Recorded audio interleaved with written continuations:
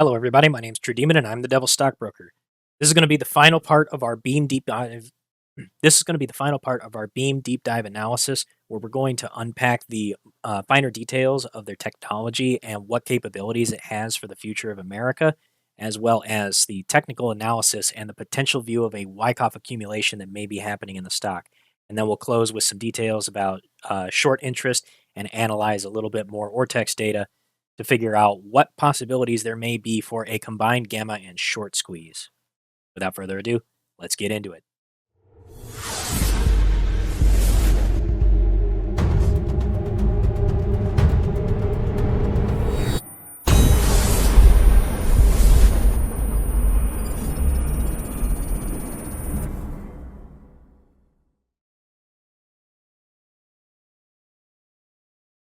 Awesome. All right. So let's go take a look. Man, Prox, you found a good one. You thank you very much for your familiarity with the industry, because this is perfect. I have to let Mark know they picked the wrong one, Prox. All right. So let's take a look at the spec sheet for the ARC. All right. So any brand charger pre-mounted, that's great. Solar array performance is 4.3 kilowatts. Battery storage options is 22, 32, and 43 kilowatt hours.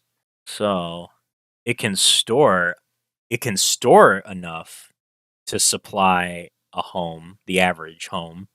What's the actual power generation? Like, there's got to be a variable on that.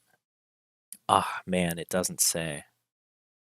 Yep, I got to get in. There's a separate spec sheet for the optional emergency kit. That's the one that comes with the different plugs. It's 120, 240. Give me 1 second. I'm pulling that now. Perfect. What if you bought 2 or 3 of them for a house? Well, for a $120,000 cost, that's probably a bit cost prohibitive for the average American consumer. Yeah, but don't forget that's going to homeowner. come down significantly once it starts selling. I mean, you got millions and millions of homes all of a sudden, so Yeah. they're looking on a small scale. On a large scale, that thing could be like, who knows, 20,000, 30,000. Right. I'm just imagining like them deploying these things across America and getting them grid tied. Man, it's no wonder utility companies hate this thing. Yeah. Utility companies are going to hate this company. This is great. I mean, anything that's like, Okay, I posted the other the specs. renewable energy, they don't like. But I really think it will come down in price if it starts becoming mass manufactured. Yeah, once they're able to catch up to their expenditure, if they can reduce the production costs, then yeah, that would be beautiful. I imagine they'll be able to set something up like this and make it grid tied and be able to hook it up to homes. Well, They'll probably eventually be able to do financing and stuff like that as well. Let's see. If the government comes out with a program to help finance it, or I mean, they're already doing that in California, which is where most of these guys sell their products to. So yeah, there's a good possibility. This is in the interest of us. This is in the interest of us in general, like even from a national security issue, it could be justified. Absolutely, because if we could get our oil and petroleum usage down, then the United States can be a net exporter of oil without endangering our own local oil supplies. And the need for petroleum products would be massively reduced, because if people are moving over to electric vehicles, which we know the government is incentivizing, maybe not the best way, but they are incentivizing people switching over to EV. This is going to hurt the local energy companies, like local utility companies that haven't switched over, but it will be good for our domestic oil producers, because they'll be able to sell overseas to the biggest oil consuming countries. America has been a massive oil consumer. If we can switch that over and pass the buck over to foreign companies and focus on like petroleum products for their needs, then we can actually put America in a better position to handle the rising energy costs. Right, cleaner environment from our standpoint. And Definitely cheaper to that work. too. Yeah, cleaner environment also. I'm not seeing their actual charge capability, or not the charge capability, but the um, generation capacity. It's a 4.3 kilowatt solar array, so with lithium ion battery storage of up to 43. So let me convert that. Um, okay, a 4 kilowatt solar energy system will generate 893 kilowatt hours a month, which equals to 10. That's perfect. That's exactly that's on the money. Average home utility cost. So So it will work. they just go a little bit over 4.3 kilowatt, transfers to well over 10,800 kilowatt hours annually. That's perfect. Their system is very capable of meeting average home utility costs. Oh, can you please add that calculation and that observation to my Good the spot, TV. tab, please? Awesome. Yeah, Good this is interpolation. yeah. I'm gonna just go ahead and drop it right here. And Scrap, you can go ahead and add it to your PDF. But this is just from EnergySage.com. How much does a 4,000 watt or 4 kilowatt solar system cost, and what does it generate? And I just scrolled through this really quickly. Normally, this costs about $11,000, about 12,000 on the high side in California. So their charging system is very expensive. It's way more expensive than the available home solar systems will cost for like rooftop solar panel arrays. But you think about the modular design of that thing. If they start doing home solar, they're probably already working on this. I have to imagine. But I think these guys have a great plan. Don't forget, new technology could also, even in addition to mass manufacturing, could suddenly make it a lot cheaper too. Well, I mean, certainly. we're looking at current, the way it is in the current state, but this is obviously going to evolve to be more efficient. So Yeah, and they do have barriers to entry. Every product that they have is patented. When they bought All Cell Battery, that doubled their patent portfolio, provided more barriers to entry and barriers to competition. So it's not like somebody could just come along easily and replicate what they're doing right now. They have protections for that. Mm-hmm. it's also possible that I wonder if they can do small scale and just maybe do parts of the home. I don't know if that's possible, but frequently used or something that I don't know if it's possible to make smaller versions that would work, that would be allocated just to certain parts of the home or something as a intermediary, since it is so expensive on an annual whole scale basis. I don't think that most consumers would go for that. It would probably be just as like if they're going to go for it, they're going to probably want to cover the majority of their costs and even sell back to the grid. I don't think Yeah, that people agreed. would If go they for could, that would partial. be their first. That would be their first choice. But if it's still beneficial, cost wise and Hmm. reliability, it still might be an option. But The real speaking of problem with home solar right now is that while the incentives are good, the utility companies are lobbying every way possible for them to stop it or slow it down. So they're making it costlier for the homeowners to do it, ain't especially in capitalism California. grand? Ain't capitalism grand? What happened to the better mousetrap? Right? Well, all the S&P 500, the Fortune 500 companies got patents on it, so now you need to pay them a fee. All right, Scrap. Fantastic presentation. I absolutely love this. This was a excellent overview. I'll go over some technicals on this, and we'll wrap up the video with just my quick TA on BEEM.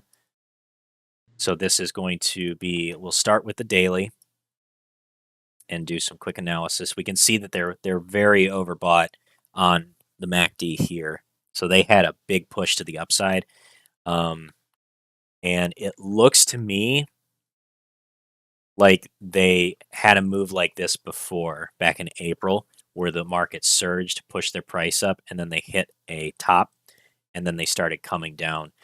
So I'm willing to bet that short sellers will probably try and push this one again. It looks like it created a bit of a diamond top in its chart pattern when they did this the last time. So let's see. I'll go ahead and do a little bit of quick analysis. Yep. Created an ascending triangle right here, which normally this would be a bullish pattern, but it broke to the downside and shorts got the better of it. And because there was no real support down here holding it up, there you can see this gap in volume over here on the volume range profile.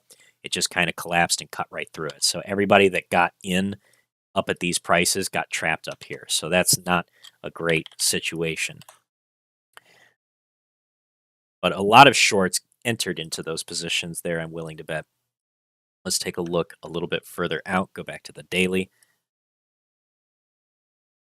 And their price soared, just absolutely soared back in late 2020. They must have been pushing with the rest of the market when the memes started running. All right. So we've got a few areas of resistance far above it that we have to keep marked out. And we're hitting that resistance right now. So now there is signs of a Wyckoff accumulation here on this. So we've had a very large drop that happened from around $40 down to $10. And there was an initial support that hit right here. So this area of support seems very significant to me. And that matches up with this resistance where it hit here. Okay. So let me see if I've got this. Let me see if I've got this mapped out correctly. We have the initial fall. We have preliminary support. We have the support test. So this is a Wyckoff accumulation roadmap right here. We have the preliminary support, the support test, and then a second support test right here. Yeah, this actually matches it just about perfectly. So we have that support test there. This matches the spring. We have a perfect match. Okay.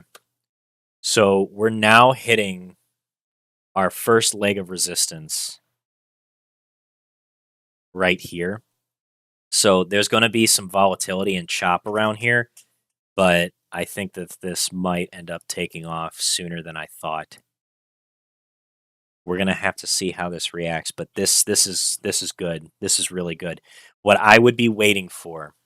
If news came out, would that be a precipitating event for the catalyst that you're waiting on? Yeah. Yeah, it would be. We're due for a retest. So we need to check to see if there's a 50% retracement on this.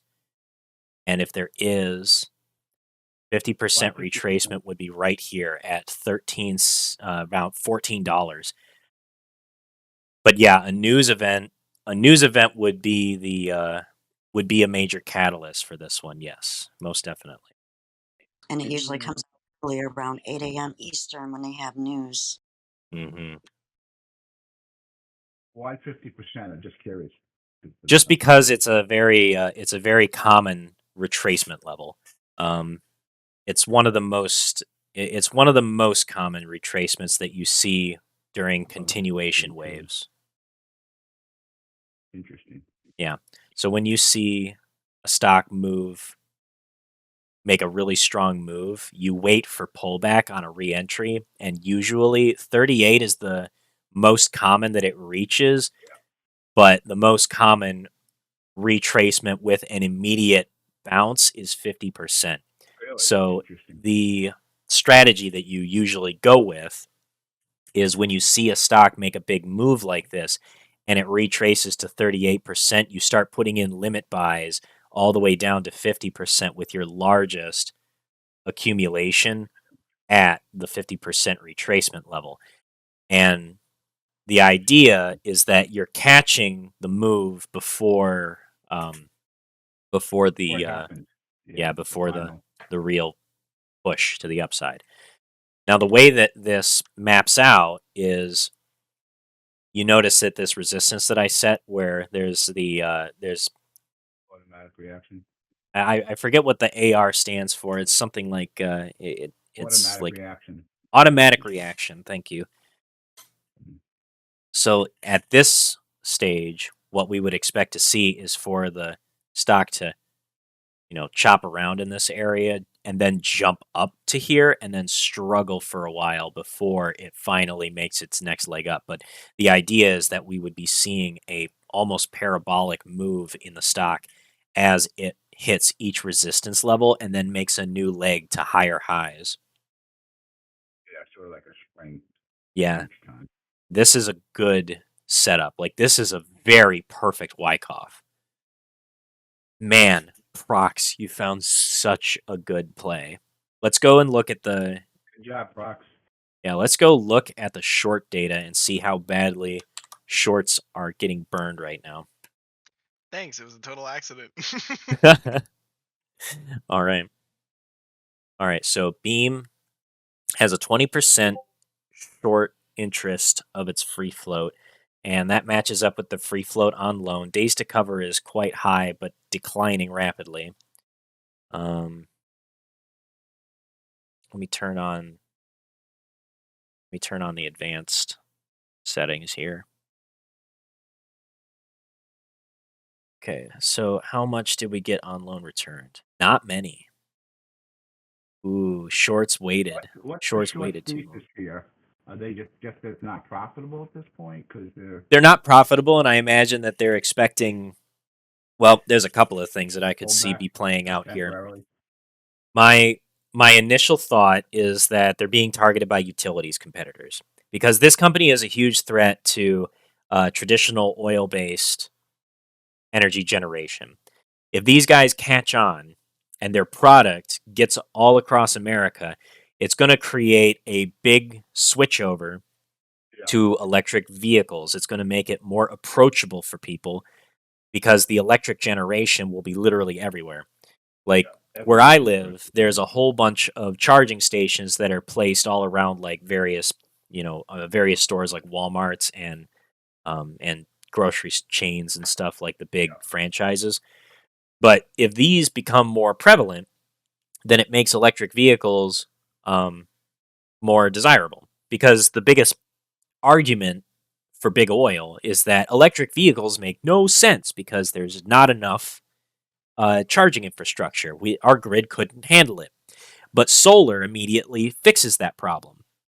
So the issue for oil and the utility companies that rely on oil and petroleum product is that the oil company wants to be able to sell domestically because it's easy and it's very profitable. The utility companies want to use it because the oil is cheap domestically and because it protects their current infrastructure. They don't have to reinvest in all new infrastructure to cut over to being a clean energy generating company. And most utility companies are losing money hand over fist anyway. I mean, So- that's going to come to their business period, right, TD? I mean, not just Pretty changing much. over, but I mean, if you have solar power, you're not needing to get conventional electricity. Yeah, pretty much. Echo, that's a good question. So how would they go about making it affordable for low-income houses? They would really require a state or a federal subsidy in order to entice people to allowing it to happen and to have them pay off through the energy generation that they replace to the grid, which is something that energy and utility companies are also lobbying extremely hard to prevent that from catching on. So low income houses are probably going to be out of reach for a while. Well, one of the things that they're going to have to do is change the mindset on how they fuel up, too. It's going to have to be in places where your car is stationary for a length of time. So at the home is a good place to do it and a good place to leave a solar panel, every home. Yeah. That's your sun, too. Yep. That's 70% of transportation can be covered with cars if you have a home charger, I bet. Right. You know, most people just commute back and forth during the day to work. So let's go ahead and take a look at utilization. Wow, it's maxed out. It's been maxed out since February. This is the same. Wow, this is the same date that AMC had its short interest maxed out as well. That's nuts. Cost to borrow. What's that doing? All right, so it's come down quite a bit since April. This is when shorts piled in. I'm guessing. Yeah, shorts piled in right here, here and here. So a bunch of borrowing occurred in the last several days of April, and at the beginning of March, that's when their short interest like really got crazy, and then the shorts started covering as this little pop happened, and then they slowly have been working their way out of their positions. Let's take a look at the on loan shares. It seems like shorts have been slowly working their way out of this because I think their thesis blew up on them, but now they're trying to get out intact. The company's still been in somewhat of a decline, so they're trying to work out a profitable strategy to get out of their positions. Let me take a look at the days on loan also. Let's see, average days on loan. So this is when a whole bunch of shorts got into their positions and then got out very quickly. Trying to make sense of all this data. It's still not that much. It's still not that much short interest because it's such a small float company. All right, so this is where I put on my big speculation hat. But the price has run so much that I have a feeling that right about now, the CEO and chairman of the board is probably thinking about selling some shares, maybe some of his own personal stake in order to reinvest into the company and deliver his own personal capital. If he's going to keep true to his word, that's the key. He doesn't have to do this. It's all up to him if he's willing to put himself out there like that and put his own personal capital into the company at the expense of selling his shares and basically throwing a donation into the company. That's entirely up to him if he wants to choose to do that. There's only been a few dilutive events, and it's only risen by about 1 million at a time. So, like, he's doing this very smart. He's doing this so smart. Just a little bit of dilution at a time so that shareholders don't get spooked out. But it seems like shorts just jumped on the bandwagon and tried to smash the company. This activity really does feel like it's being targeted. With utilization being maxed out like this, even on a trade that's not really playing out to their favor, I think that they're being targeted by maybe a big competitor or possibly a big oil company or a hedge fund that's doing work on behalf of one of these oil companies. That's entirely possible. There's no way for us to really know, and I doubt that the short sellers would self-disclose their identity and declare like, "Hey, we're short on BEEM because we hate it." Like they just don't do that. The put call ratio is excellent. Let's go take one more look at the live options data for BEEM. The failures to deliver. That kind of explains this. So this was a gamma squeeze situation, I'm betting. Whole bunch of calls expire in the money. They have to deliver on Monday and they fail to deliver, and then the price keeps going while they scramble to go and get shares and cover their costs. Next thing that I got here is the calls open interest percentage of the float. Biggest amount that we have is February 17th for 12.50. So all of these are in the money, and there's only a little bit of interest in calls down here in December. There was a whole bunch of this, like more than 20% of the stock expired in the money this last Friday. I wish I could go back historically. Maybe we still have the old chart here in the BEEM channel. Nope, doesn't look like we do. That sucks. But it's okay. We got to look forward. So there's going to be a bunch of failures to deliver from all of these calls that had just expired in the money. There's going to be a scramble for liquidity in this stock. I'm betting that we'll actually see the price pop a little bit further, and then we'll get a retracement afterwards. But I don't know how high it'll go, and I don't know when it'll start coming back down. I'm guessing that probably like T2 settlement time is about when it'll start collapsing back down from whatever its height is. So if it's possible to get an entry in the morning at a reasonable level, then you might get lucky, but it's really risky at this point. I'm going to go ahead and go back to my chart. It's possible, but not likely that we go straight up to the automatic reaction level at $25. It's possible, but if we do, we're gonna probably see a 50% retracement and then continue after that. So we'll have to see how Monday plays out. If it retraces very quickly back to the 50% level this week, that's an automatic buying opportunity for me because this company's future looks really good. Financially, they got the cash they need. They have cash receivables, so they can keep up with their debt. They've got the raw materials to keep producing what they need. They have deals with existing clients and customers. They've got government subsidies in the works. They are lobbying for everything they need from the federal government to subsidize their operations, get loans to keep them going with very low interest. They're doing all the right things. Their CEO really does know what he's doing, and I like his attitude. So I'll keep covering this one. BEEM is now officially a diamond play for Hell's Trading Floor. Thank you guys so much for tuning in to watch this video. If you enjoyed the content and you found this information helpful to you in your own trading strategies, be sure to leave a like on the video. It helps out the YouTube algorithm and helps us reach out to others who need this information too. Be sure to subscribe if you want to see more. And if you're not a member of Hell's Trading Floor already, consider joining our Discord by joining us at hellstradingfloor.com, which will allow you to sign up for our Discord at discord.gg/hellstradingfloor. Thank you guys so much for watching, and I look forward to seeing you in the next one. Until then, have a hell of a time in the markets.